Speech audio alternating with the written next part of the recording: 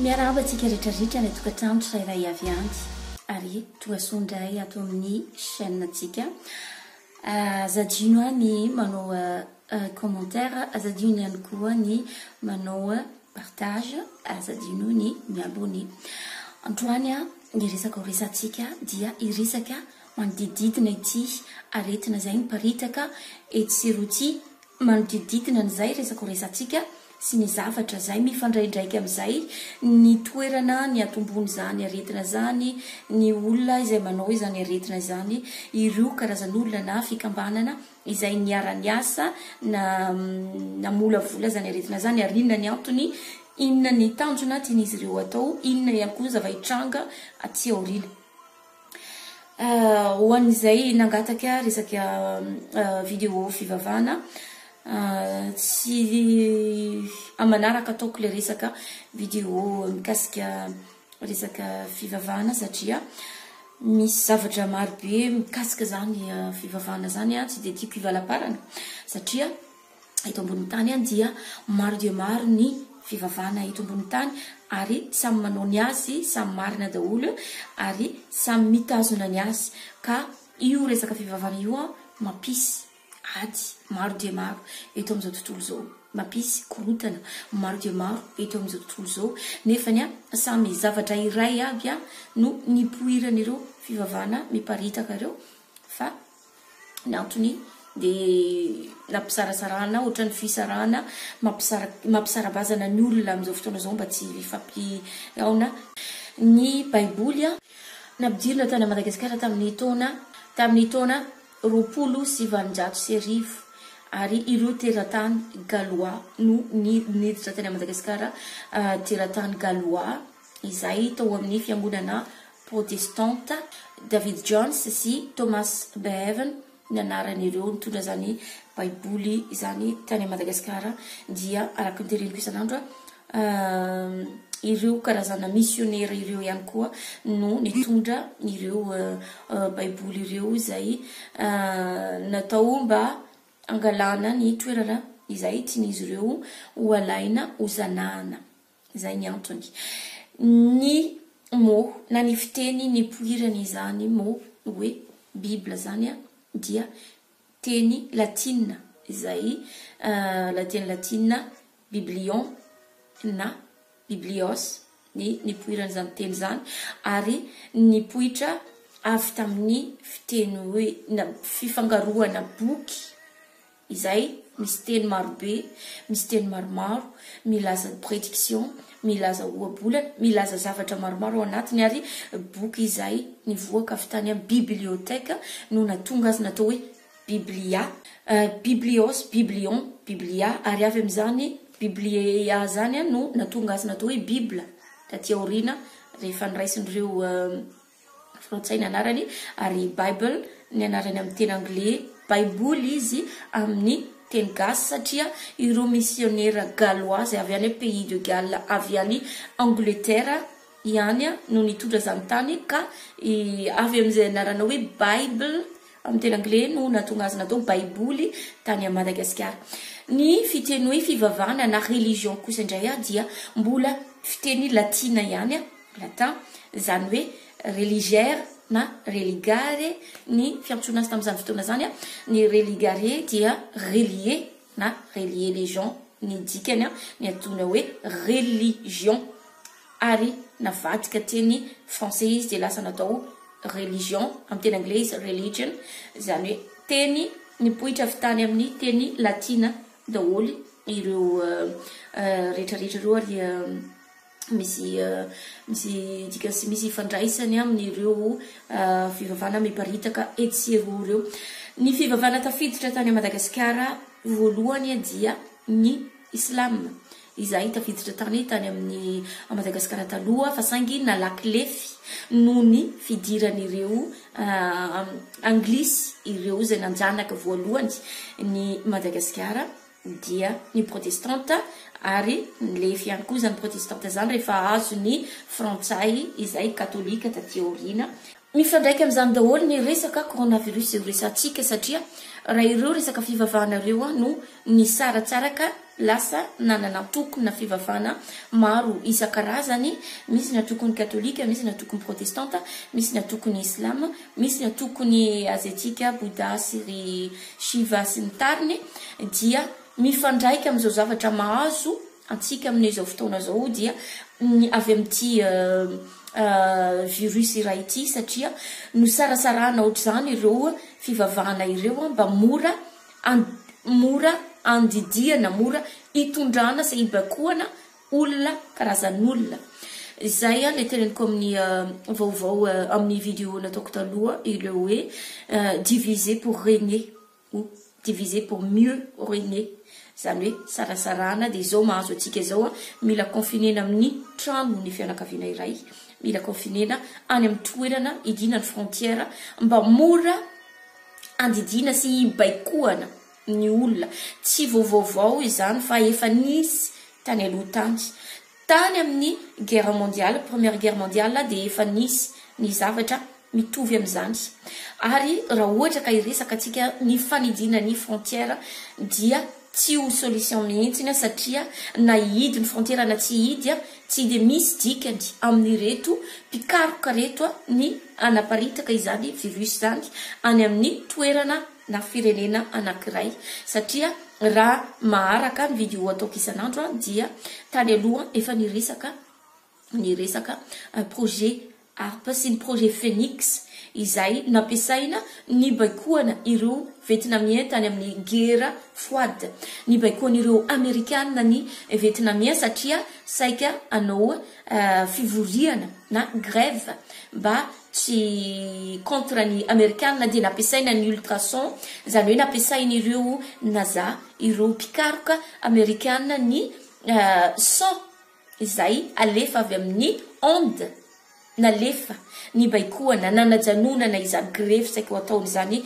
vietnamien zany. De tam'izany raha ny maharaka mba jerevy le dikan'le projet ARP sy projet Phoenix, ny asan'izany nanajanonana ireo ady izanisy tamin'ny zany fotoana zany. Inona ny antony mahatonga amin'ny teny hoe tsy misy dikana amin'ireo na mihidy zany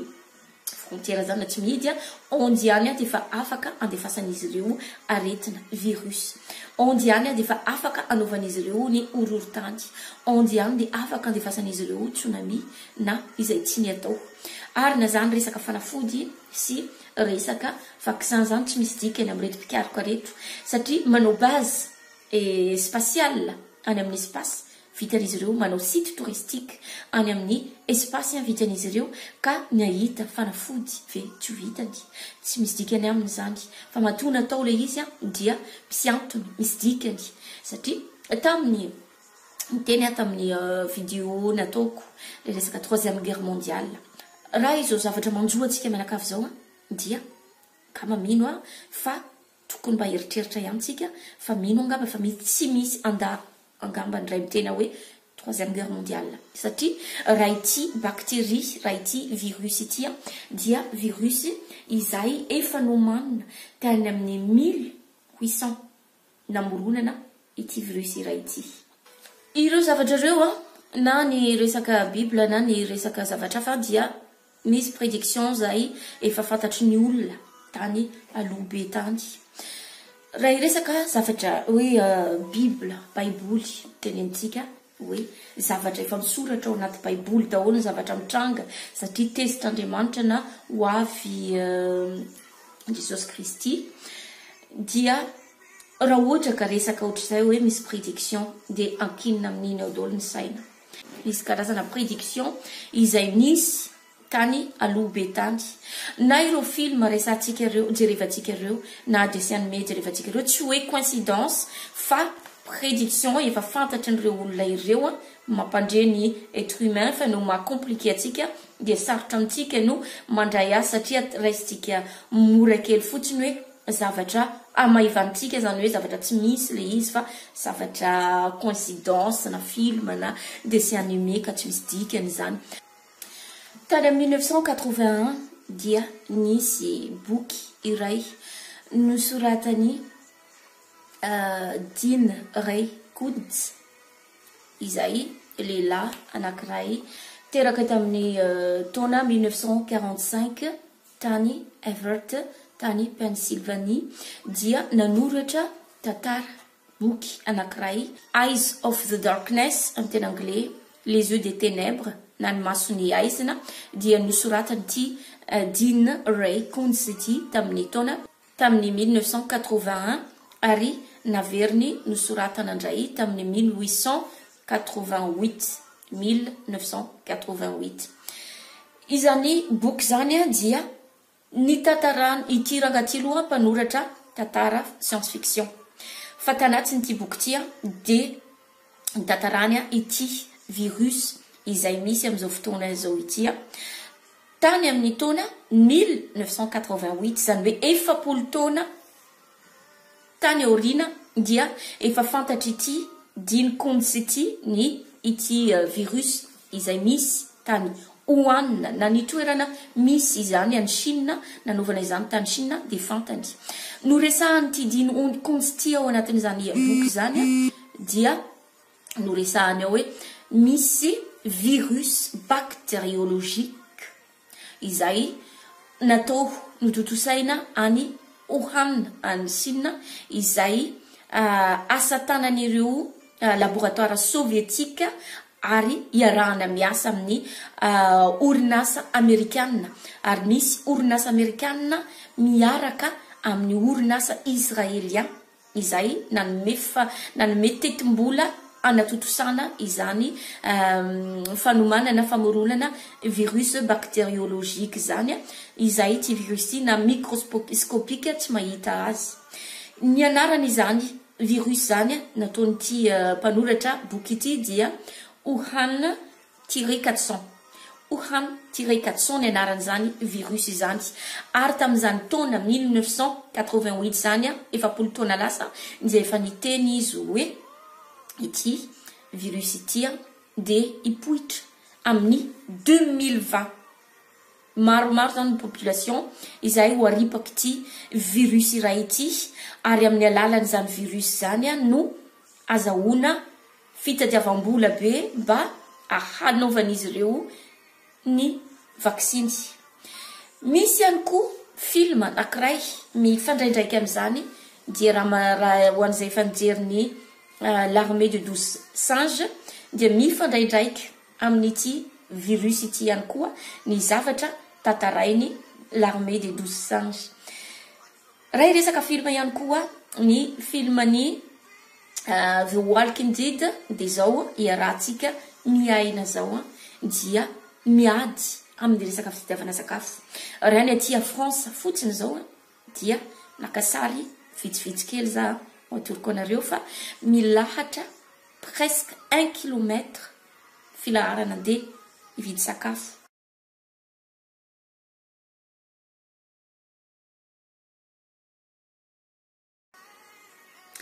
Il y a quelques jours, il y a andro vitsivitsy andro vitsivitsy kely tsy nilahatra nandeha hividy sakafo. Fa amin'izao fotoana zao milahatra mandeha hividy sakafo. Ary mifandrombaka ny sakafo vidina fa tonga ao amin'ny hypermarché anao tsy misy intsony ny sakafo vidina. Fa zay zavatra azonao tehirizina lavalava andro maromaro, volana maromaro ao an-tranonao no azonao ary miady. Misy karazan'olona mangalatra kadi. Zany hoe raha vao mitodika anao dia efa misy olona maka ny kadinao zay feno sakafo mitodika anao tsy eo intsony ilay kadi. Anatin'ny Walking Dead dia misy zavatra ohatran'izany. Ny film jerevana ny boky vakina tokony analizena tsara fa manome prédiction izy ireny matetika dia mila jerevana tsara ihany koa. Raha ny ity boky nosorafatany Koontz ity dia le resaka hoe laboratoire soviétique dia rehefa nanao recherche kely tena koa dia nisy tokoa laboratoire soviétique izay niara-niasa tamin'ny ireo israéliana any ao Amerika dia ahitana ireo fikambanana israélien sy ahitana ny mpanambola anankiray izay George Soros ny anarany. Ity rangaty dia anisany nanome vola kolossale anaovana fikarohana mikasika ity virus ity. ety amin'ny ihany koa ny fikambanana israeliana raha iresaka atsika izany fikambanana zany dia misy fikambanana iray izay namorona izay fikambanana israeliana forona tamin'ny 1910 izy tia izay fikambanana antsokosoko na secrète israelien izany natao izany Stuxnet zany dia virus na ordinateur raha filazan'izy ireo azy izany hoe natao manokana izy tia mba hitsiklovana na animbana ireo ordinateur na fanaraha-maso nireo base de données nireo iranien satria noho ny adiny uranium sy nohony fikarohana araka nucléary izay ataon'ireto iranien dia noforonina izany Stuxnet zany izay fikambanana iranien mba hitsiklovana sy animbana ireo fikarohana nataon'ireo iranien ireo anatin'izany ihany koa anatin'ity fikarohana iray Stuxnet ty ihany koa dia tratra tamin'ny tanisan'izany ihany koa moa ny Chine dia votsikilo ary nahazo virus propagé tanatin'izany izany hoe misy fikambanana amerikana israeliana ary mikambana amin'ny sovietika dia anisany ireo olona mamolavola izany virus izany mba andripahana karazan'olona maro eto amin'ny zao tontolo zao fa raha ity raha ny boky nosoratan'ity diany kondy satria dia nosoratany anatin'izany boky zany dia ireo européana na arabe dia tsy tratrany ity aretina ity na ireo afrikana fa ireo asiatika izany hoe ny tena ripaka amin'ity aretina ity dia hitatsika izy amin'izao fotoana zao fa dia miparitaka eran'izao tontolo zao satria ireo toerana izay misy asiatika na misy Corée na misy Chinois na misy asiatika maromaro dia tsy maintsy aripaka amin'ity virus ity zany no mahatonga ny maro arabe na ireo européana tsy dia maro matin'izy ity eo ety andaniny ihany koa ny iranien ireo iraniana dia anisany izay ny siblena amin'ity resaka virus ity misy fikambanana izay antsoina hoe FEMA ao Amerika izay fikambanana Federal Emergency Management Agency ny anaran'izany fikambanana izany ity fikambanana FEMA ity izay niforona tany amin'ny 1984 izay ahitana départementa 430 ny agent fédéral ao anatiny ary fikambanana OTAN anatin'izany FEMA izany nisy mpanao gazety sady mpanao katitra no gouverneur tiranga ty taloha Jazz Ventura nanao fikarohana mikasika ity FEMA ity izay nahitana tany Atlanta karazana cercueil na vatapaty amina miliara maro de maro vatapaty maro de maro cercueil maro de atao inona daholo le vatapaty amina miliara maro izay vatapaty anankiray azo anasiana olona rony ao anatiny zany hoe afaka anasiana olona 200 miliara ilay vatapaty azo anasiana olona 200 miliara izany vatapaty zany izay hita tao Atlanta mofy fifandrifinjavatra izany rehetra zany ny virus izay foronina ireto laboratoire reto ny cercueil amana miliara maro izay hita tao Atlanta dia ity fikambanana FEMA ity no manao azy dia mbola fikambanan'ireo OTAN sy ireo amerikana ireo no namorona izany FEMA izany izao rehetrarehetra misy izao rehetrarehetra iainantsika zao dia tsy zavatra vaovao tsy zava-baovao fa efa ny ainan'izao tontolo zao efa ny ainan'ireo olona talohan'ny guerre mondiale efa niainan'ireo olona guerre de sécession, guerre de 300, guerre de 7 ans, 300 ans, guerre de 7 ans, ny zao rehetrarehetra zao. Ary anatin'izao ny le atao hoe 3e guerre mondiale satria ity dia chimique, arme chimique no anatin'ity virus ity.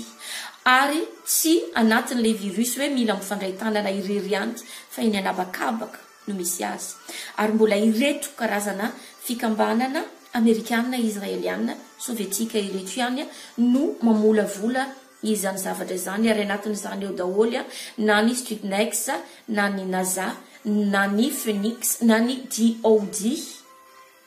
anatin'ny daholo izay amin'ny alalan'ny ondy, amin'ny alalan'ny virus aparitaky ny reny chemtrail ireny avion eny amin'ny abakabaka ireny. Ary misy antony matoa ny olona omena couvre-feu hoe à telle heure tsy mahazo mivoaka, à telle heure jusqu'à midate ohatran'izao dia tsy mahazo mivoaka satria misy tena enjikenjehana mafy de mafy ny itongafana amin'izay nouvel ordre mondial zay satria amin'ny le 14 mai ny signature ny sonia farany izay ho ataon'izy ireo itongafana amin'izany fitondrana mondial ataon'izy ireo zany. Ary zany ny antony nandripahana ireo sinoa, ireo azietika, ireo Corée satria natahorana ny tanjaka araka armement tanjaka maro ihany koa ny sinoa ny tanjaka ananan'izy ireo. Zany ihany koa ny antony raha nanaraka ny resaka ny président ny France Emmanuel Macron dia niverina inenina ny fitenenany tao hoe nous sommes en guerre. Zany hoe zao le guerre resahana isan'andro le 3e guerre mondiale: guerre religieuse, guerre économique, guerre militaire, guerre civile. Izao zavatra iainantsika zao ny atao hoe guerre mondiale. Ary amin'ny alalan'izany daholo ny antony namoronana ny 5G alohany anaovana an'ity sonia amin'ny le 14 aty dia niforoana 5G. Ny antony le 5G dia mba andefasana virus, andefasana espion izay mibaiko, nandefasana espion izay mibaiko ny fomba fiainantsika ao an-tokatrano ao. Natao zany 5G zany misy espion ao ary direct any amin'ny base de données n'izy ireo mba ahafantarana fomba fiainantsika hoe iza ny pour ny fitondrana, iza no tsy pour izany fitondrana zany ka aripaky ity virus anankiray ity. Zany ny antony nanaovana ny 5G. Ary zany daholo ny antony itenenana hoe tsy maintsy mihidy ao an-trano ianareo satria raha mivoaka ny ivelany dia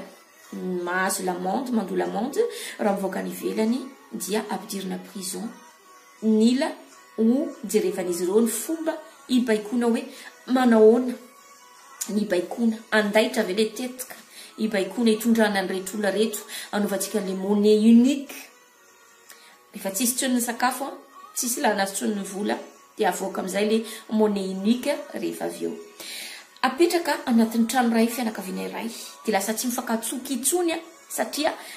alefa le teny hoe tsy mahazo mifandray tanana fa raha vao mifandray tanana manjary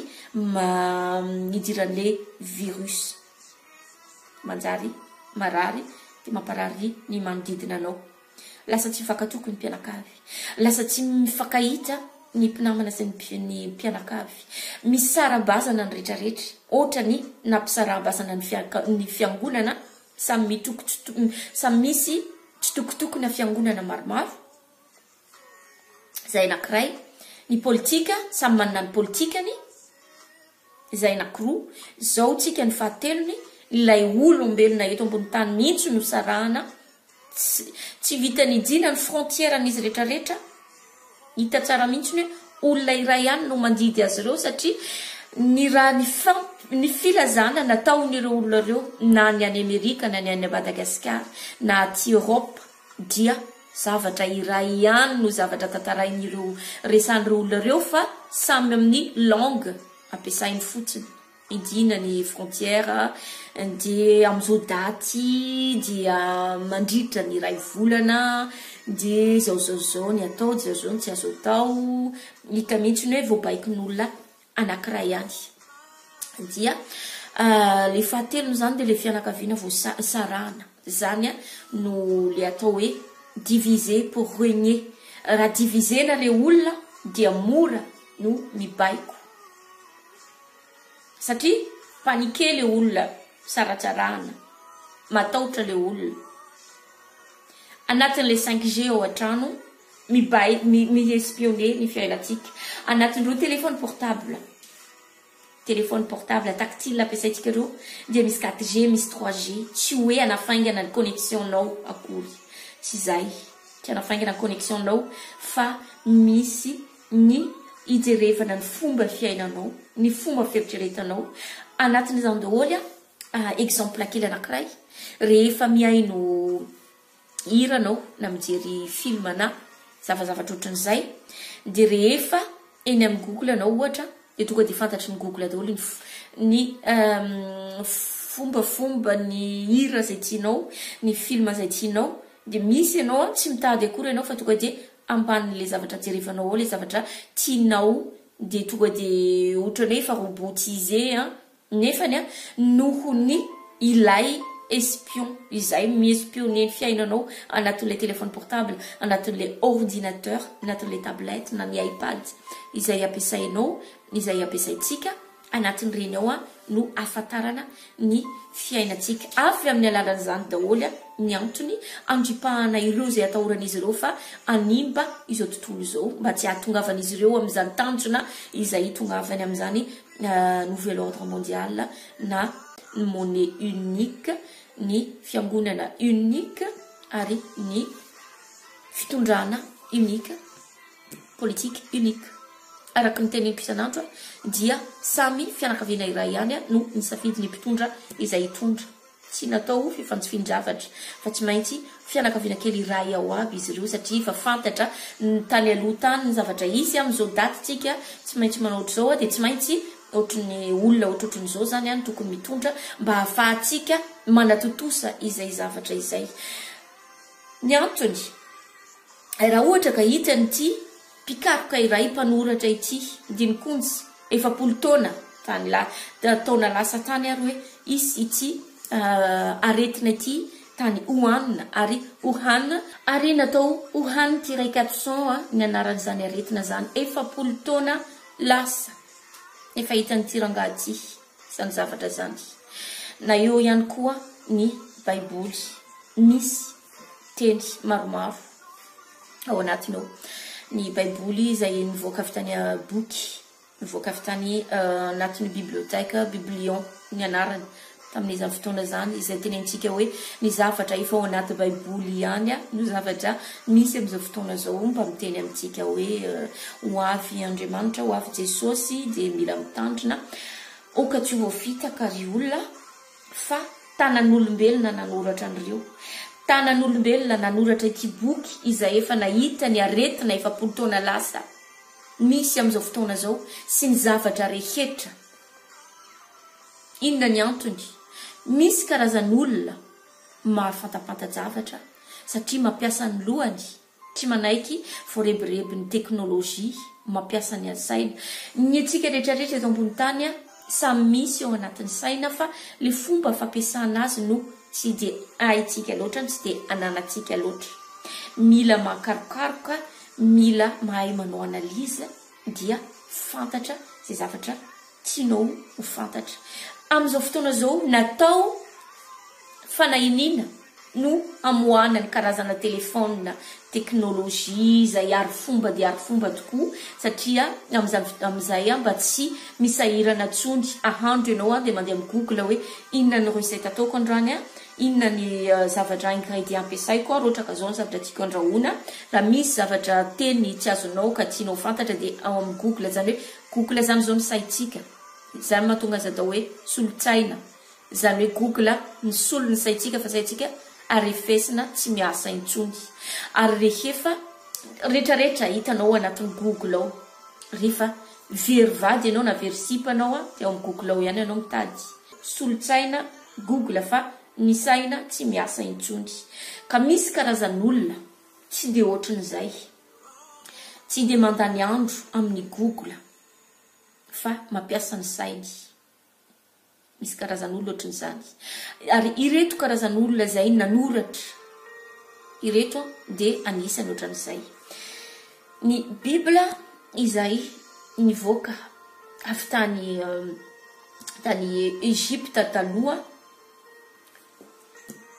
tany Egypte taloha dia afrikanina ny tany taloha petraka atao amin'izany Egypte zany dia nanana ny fahaizana izany mahatonga ireo vahiny ireo caucasien zay miady fatratra mbola tsy mino ohatra amin'izao hoe égyptien africain tokoa ve namboatra ny pyramide africain tokoa ve ireto satria raha mandinika statue dia simba daholo ny orony simba daholo le molotra matevina be le statue satria mba tsy tiana ho hita hoe afrikanina be takorona sy be molotra manao azy dia simbasimbana daholo reny satria ilay pyramide misy toerana voatokana ny petrahany ilay tilikambo mapiramide azy iny misy effet amin'ny masoandro misy effet amin'ny masoandro ary misy dikany ka mbola tsy fantatry n'izy loatra amin'izao ny tao Egypte nisy karazana boky nosoratan'olona maromaro papyrus ny fiantsoantsika azy dia nanana bibliotèque tany Egypte taloha dia ireo papyrus ireo tao anatin'izany bibliotèque tany Egypte zany nangalana ireo boky izay nosoratana ka natao Bibla izy tatia aorina izany bibliotèque zany dia nodoran'izy ireo mba hitenenana hoe tsy nisy boky tsy nisy ninonina tao fa mahay daholo ny boky ary avy amin'izany boky zany mahatonga ireo caucasien zay manana fahaizana tsy fantatritsika mieritreritsika hoe mahay ny vazaha mahay ny amerikanina matanjaka nefany dia avy amin'izany boky izany papyrus avy any Egypte zany daholo ireo zavatra rehetrarehetra iainantsika sy ireo zavatra ampiasain'izy rehetrarehetra ireo amin'izao fotoana zao io ireo papyrus nivoaka avy tao bibliotèque any Egypte ary dia afrikanina petakorina ngita volo be molotra ka ny filazantsika azy no nanome ireo fahaizana ireo prédiction izay fantatra zay hain'ireo olona ireo amin'izao fotoana izao movy mieritreritra isika hoe Andriamanitra tokoa ny vazaha mieritreritra isika hoe nahoana vazaha ny manam-pahaizana be tampotampoka tsy fantatra hoe mipohitra avy aiza zareo raha ohatra ka mipohitra avy amin'ny afrikanina tokoa ny olombelona teto ambony tany taloha mipohitra avy aiza mety maseva zany ary mipohitra avy aiza zany reo vazaha izay tena manam-pahaizana mila mandinika mila mieritreritra tsara satria samy manana ny sainy raha nipohitra avy any Afrika izay aratsiana isan'andro hoe babakoto gidro nipohidratsika tamin'ny voalohany dia mandady dia avy eo mitsangana dia avy eo tsy nipohitra avy amin'ny gidro fa ny olona namboarin'Andriamanitra voalohany indrindra teto ambony tany dia Adama sy Eva dia blonde aux yeux bleus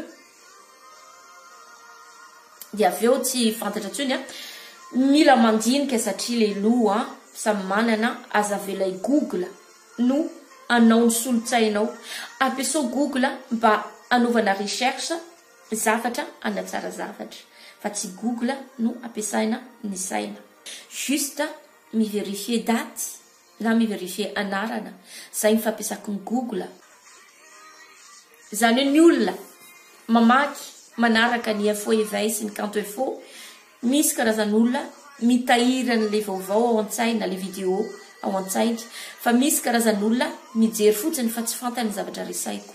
misy karazan'olona mijery fotsiny avelany mandeha eo fotsiny iny fa miasa ihany izy fa tsy fantany le zavatra tenenina ka ohatr'izany daholo na ity boky ity mety efa nandalo teo masony olona maromaro fa noho ny izay zavatra zay hoe mijery fotsiny maso dia miala rehefa avy eo tsy eritreretina hoe coïncidence fe le izy zavatra ho izy fe ity satria mpanoratra boky science fiction dia fomba ahoana moa ny atateraka an'izany ireo dessin animé rehefa tsika ireo ny zavatra tenen'ny The Simpsons zao dia presque tranga daholo mijery dessin animé tsika dia mijery fotsiny fa tsy mieritreritra hoe zavatra izy fe ity dessin animé fe dia ho marina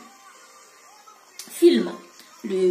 l'armée de 12 singes tony ve dia zavatra ho marina voalika ny didy film ve dia ho marina film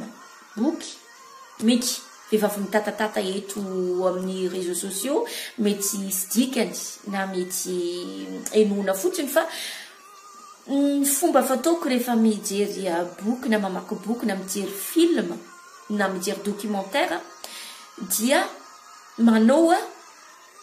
analyse foana mba hijerevako ny zavatra hoe marina ve ty sa diso, inona ny fahamarinany ty, raha ohatra misy zavatra ohatran'izao dia inona moa ny antony nanaovana an'izao, inona ny zavatra hitranga zany raha ohatran'izao dia eritreretiko le izy dia verifieko any amin'ny Google ny zavatra nisy tamin'izao taona zao inona ny zavatra nisy tamin'ity taona ty dia iza avy ireo olona fanerasera tamin'ity toerana ity dia mba hijerevako an'ilay zavatra teneniko sy zavatra eritreretiko hoe mitombona sa tsy mitombona. Ohatran'izay fomba fijeriko zavatra dia ohatran'izany dia mitombona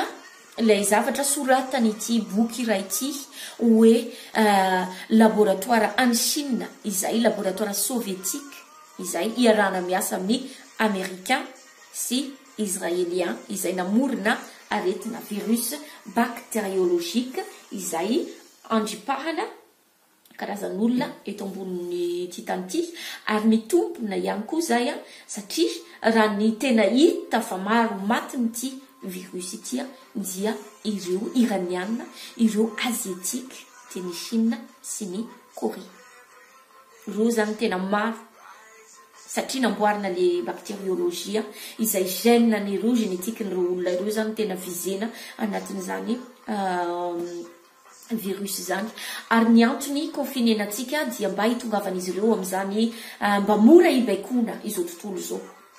satria efa nanomboka efa ela be taloha tany dia efa misaratsarana ohatran'io mba mora ny baikona ireo antoko politika anankiray, antoko mpivavana anankiray. Ohatr'izany mahatonga ireo olona saratsarana atangorona ny ampiangonana izao atangorona aty an-trano atoko politika mitangorona aty sy mitangorona aty izany ny antony izany rehetra zany dia ao anatiny tsara ilay 3e guerre mondiale atsika amin'izao fotoana izao ary ao anatiny tsara izany nouvel ordre mondial zany amin'izao fotoana izao. Amin'ny manaraka indray vidéo mbola hotohizako ho resako kokoa mikasika ity organisation na fikambanany FEMA ity sy ny fikambanana DOD ary ny fikambanany Stuxnet dia ho resako na ny Phoenix ihany koa amin'ny manaraka. Fa aza indray aloha ny androany sao dia manjary sorena manjary lava loatra dia manjary sorena nareo aza dino ny manao partage aza dino ny manao commentaire aza dino ihany koa ny abonné dia sorana betsaka nanaraka hatramin'ny farany dia amin'ny manaraka indray veloma daholo tompoko.